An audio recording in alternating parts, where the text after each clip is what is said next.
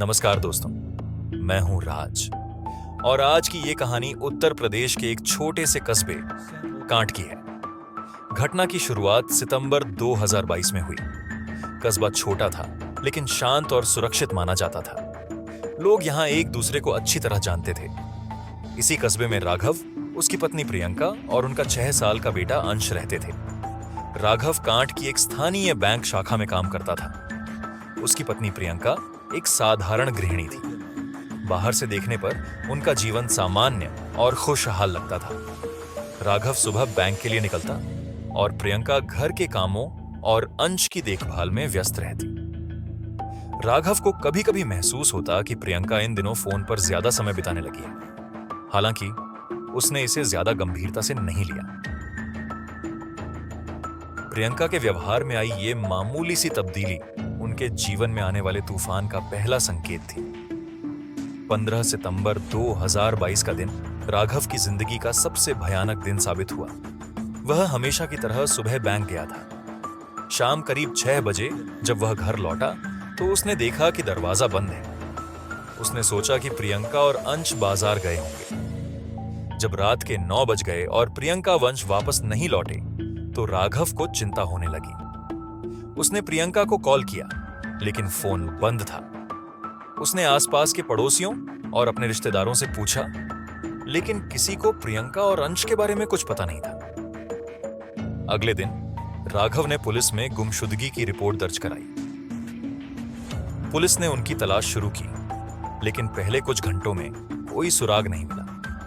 18 सितंबर 2022 can't के बाहर एक घने जंगल से एक बच्चे की अधजली लाश बरामद हुई। डीएनए टेस्ट से पुष्टि हुई कि वह अंश की लाश थी। यह सुनकर राघव की दुनिया बिखर गई। लेकिन अब एक बड़ा सवाल यह था कि प्रियंका कहां थी। पुलिस ने सबसे पहले राघव से प्रियंका और उनके रिश्तों के बारे में पूछताछ शुरू की। राघव ने कहा, हमारे बीच सब कुछ ठीक था। प्रियंका को किसी से कोई खतरा नहीं था। हालांकि पुलिस को जांच के दौरान पड़ोसियों से पता चला कि प्रियंका पिछले कुछ महीनों से फोन पर किसी से लंबी बातें करती थी। ये जानकारी पुलिस को प्रियंका के पुराने कॉलेज के दोस्त निखिल मिश्रा तक ले गई। निखिल एक प्राइवेट कंपनी में काम करता था और अक्सर प्रियंका से मिलने कांट आता था। निखिल को पुलिस ने हिरासत में लिया और पूछताछ की।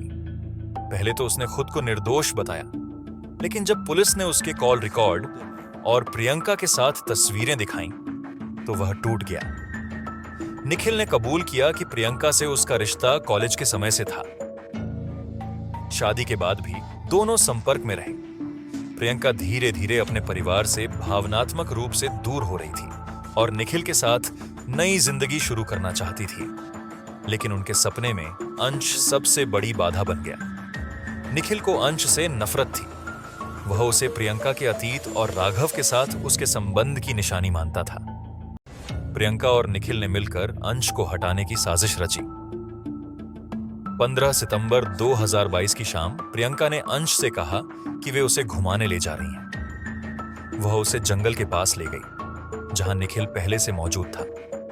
निखिल ने अंश का गला दबा दिया और प्रियंका वहीं खड़ी देखती रही।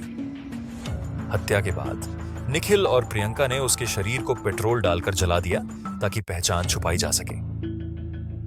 पुलिस ने सबूतों के आधार पर प्रियंका का फोन ट्रैक किया और 20 सितंबर 2022 को उसे एक होटल से गिरफ्तार कर लिया। वह निखिल के साथ भागने की तैयारी कर रही थी। गिरफ्तारी के बाद प्रियंका ने अपनी साजिश कबूल की।